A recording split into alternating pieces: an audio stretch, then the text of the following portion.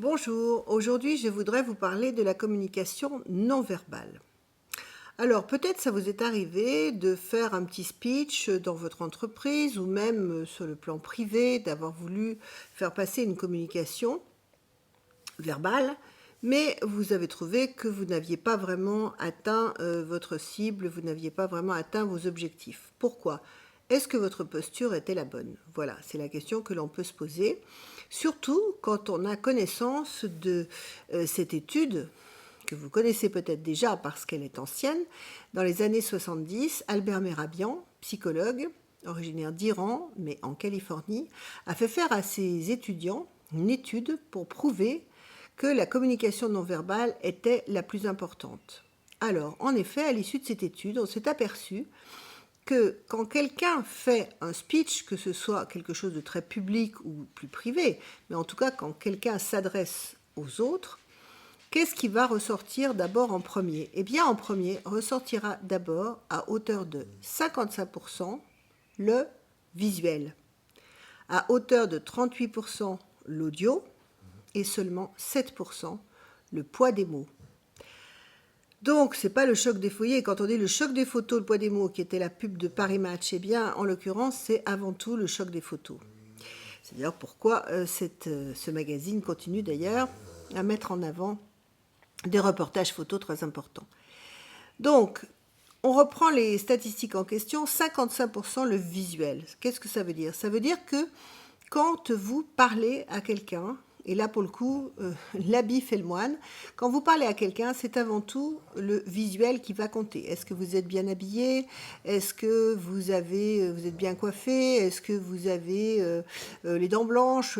Est-ce que vous avez... Voilà, tout ça, ça va compter énormément, c'est le visuel. Est-ce que vous avez vraiment l'attitude idéale pour plaire? Ensuite, 38% l'audio, c'est-à-dire est-ce que votre voix va être suffisamment agréable pour être entendue? Votre scansion, la façon dont vous scandez les mots, est-ce que vous avez un accent et est-ce que cet accent est désagréable ou pas, hein? Quand j'entends parfois une de mes filles me dire « Ah bah écoute, même s'il est très beau, un Canadien, moi cet accent je peux pas ». Par exemple, vous voyez. Donc tout ça fait que cet accent peut jouer, une voix trop fluette, une voix trop grave, bref, tout cela va avoir de l'importance sur la façon dont nous allons recevoir le message. Et ensuite, 7% seulement les mots. Alors, quand on pense à ça, on se dit qu'effectivement, on a intérêt à bien les choisir. C'est pourquoi je répète toujours dans ces cas-là, il faut vraiment respecter cette règle des 3 C dont j'ai déjà parlé, clair, concret, concis. Parce que plus que jamais, il faudra des mots chocs pour que votre message soit vraiment très bien entendu. Ça, c'est une première chose. Ensuite, il y a un livre dont je voudrais vous parler. Et si vous ne voulez pas acheter le livre, vous pouvez très bien regarder sa conférence TED qui est très bien.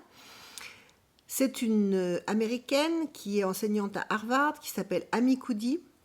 Et donc, je vous mettrai le lien après, dans les coordonnées sur ma chaîne YouTube.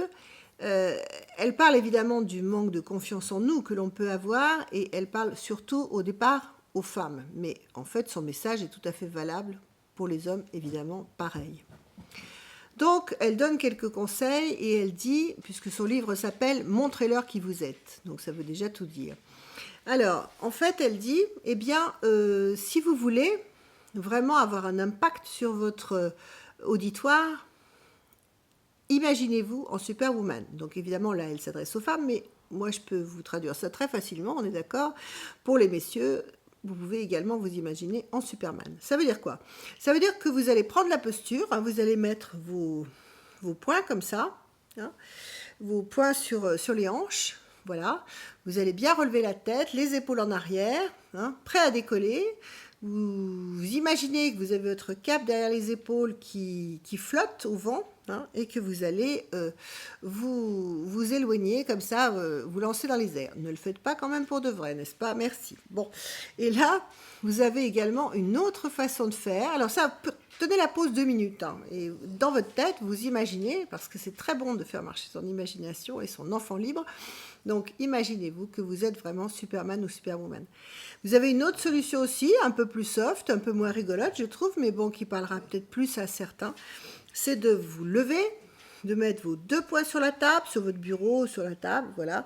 Vous vous levez, vous mettez les 2 poings sur la table et donc c'est pareil, vous avez le menton en avant, les épaules en arrière, vous respirez un grand coup et vous tenez la pose comme ça. Hein, d'un air de dire c'est qui le patron. Voilà.